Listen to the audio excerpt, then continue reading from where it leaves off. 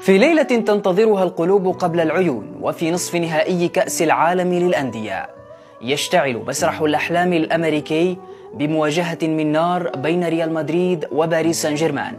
صراع الكبار وحكاية لا تحتمل إلا بطلا واحدا.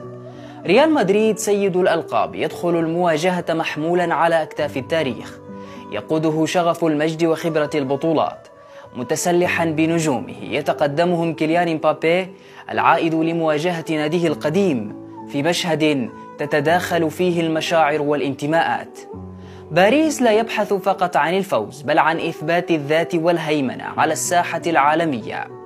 الغيابات تفرض نفسها، وغياب هويسون عن كتيبة مدريد قد يفتح ثغرة في جدارهم الدفاعي، بينما يعول الباريسيون على سرعة الانتقال والانقضاض الخاطف.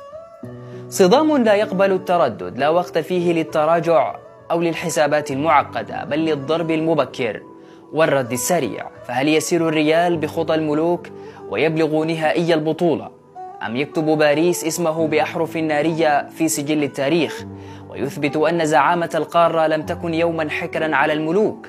الجواب قادم، وفي أرض نيوجيرسي الموعود، مع معركة ستروى لسنوات.